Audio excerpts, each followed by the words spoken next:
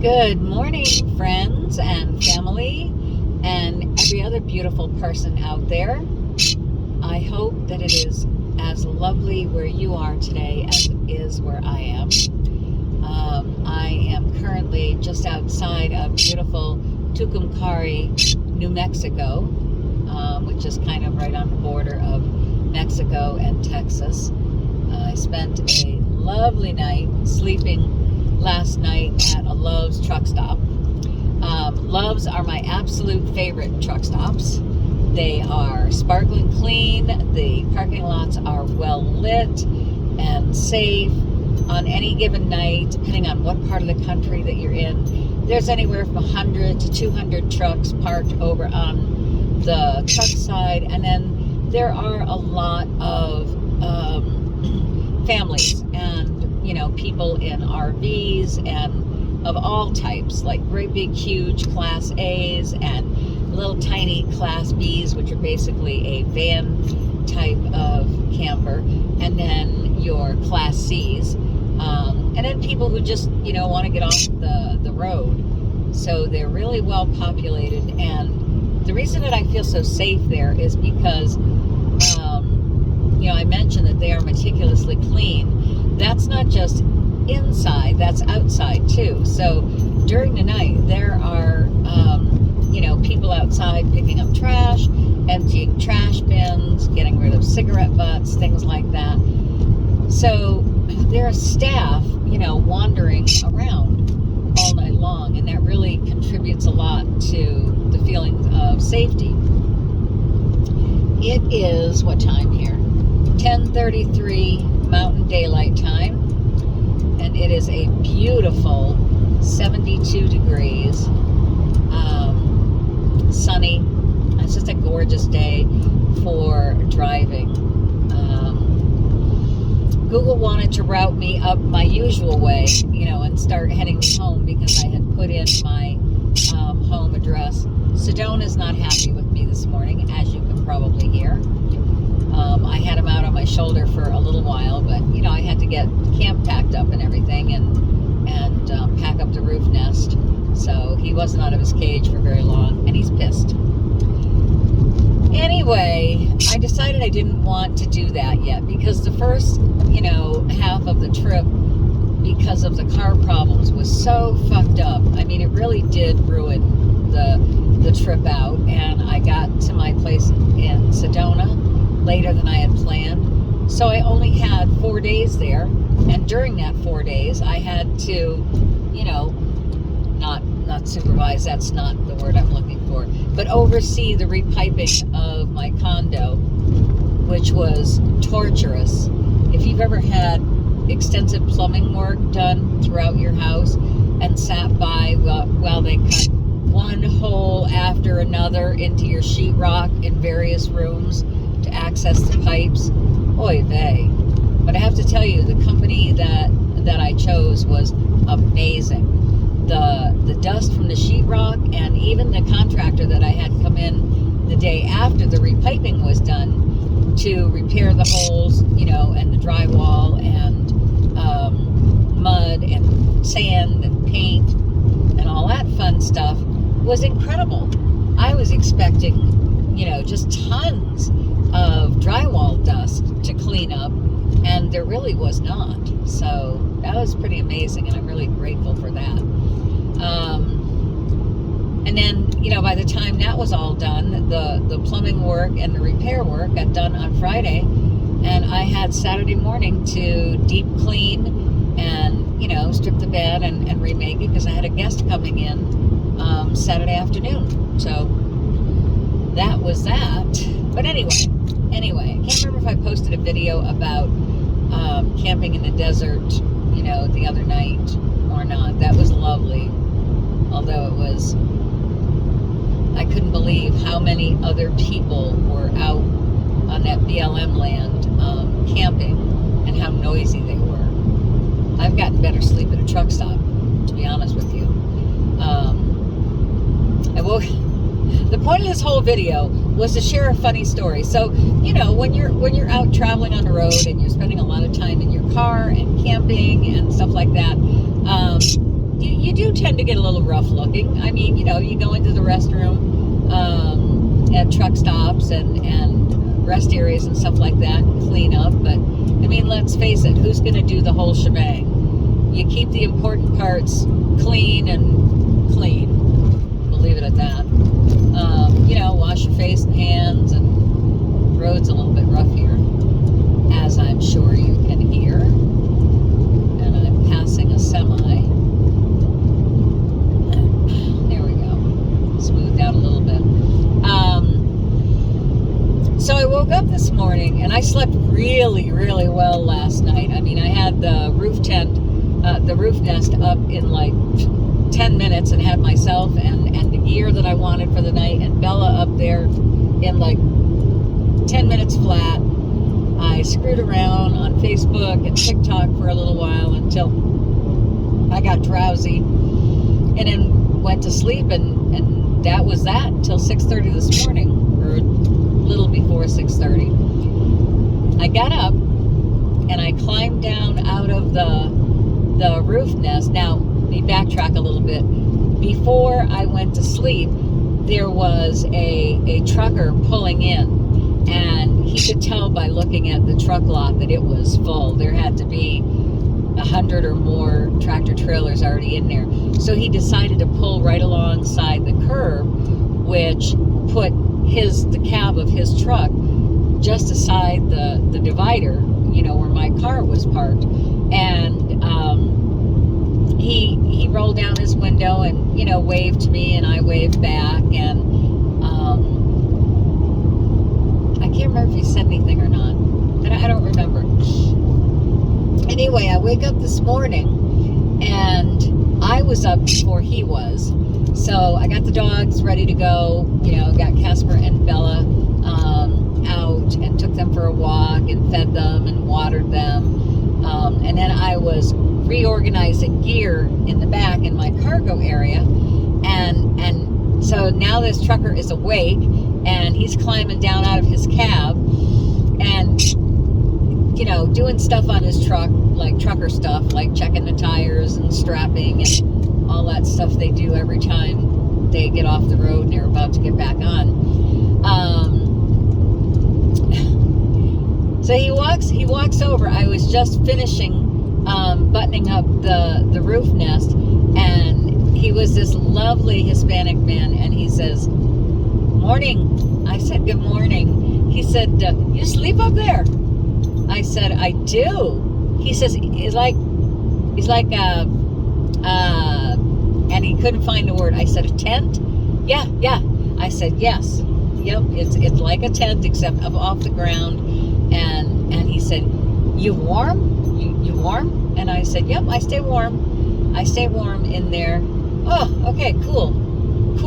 And he's just standing there looking at me, and he said, and then it was the first time I realized I've been out in the desert. I've been desert camping. The last time I had a shower was at my place in Sedona. He's like, "Hey, I got a free shower. I'm going to give to you." And instantly I thought, wow, I look that bad. And I said, no, that's fine. I appreciate it, but no thank. No. I get free showers all the time. I'm gonna go in. I'm gonna get for you. And it was like, okay, all right, thank you very much. I really appreciate that. So he walks away, and I finish buttoning up the roof nest, and I let the dogs out again to go pee and get a little bit more water. And here he comes, with a ticket in his hand. He says, "Senora." And I said, "Yes." He says, I get for you. Here you go. Free shower. And I was like, "Well, thank you very much. I really appreciate that. And you have a good day." "Yep, you have a good day." I walked into the bathroom, the shower room, which is very cool, by the way. First time I've done a truck stop shower, and it certainly won't be the last time, but you wait until they call your number. So he was customer 14, and he was assigned shower 4. So I wait until I hear my number called. Customer 14, please proceed to shower 4. Your shower is ready. Okay, fine. So I go in there, And like, I've watched them, because I spend enough time in truck stops, I watch them go in and out and clean after every single shower, sanitize, and they even provide your clean, nice smelling towel, face cloth, and hand towel with the shower. And ordinarily a shower is $15. And I get that, because they sanitize after every single person who showers. They provide your clean towels and everything. So I walk in there and I look in the mirror and I was like, oh, okay, well, I could see where someone looking at me might think, boy, she could use a free shower. I took my shower and damn, I'm going to tell you, it felt awesome. I feel brand new this morning. All that desert dust washed off and everything, and hair all washed, and so I finished up, but I could hear out beyond the door that things were getting busy, and they were calling shower numbers one right after the other. Customer so-and-so proceed to shower, and I was like, you know what? It's getting on to be like 7:15. All these guys and gals in the trucks are waking up, and they want to take a shower, so I'm going to hurry my ass up. I got dressed and gathered up all my stuff, and as soon as I walked out the door, here comes the guy with the cleaning cart and the mop bucket and everything. I went in a restroom and,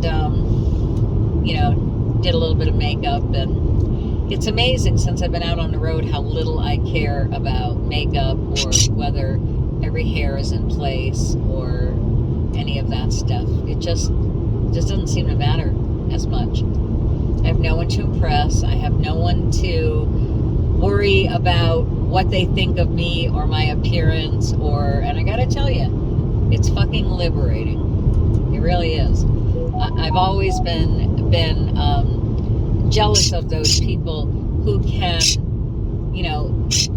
who feel confident and comfortable enough in themselves to just be natural, right? Those women that don't shave and don't wear makeup ever, and just their hair just does what it does.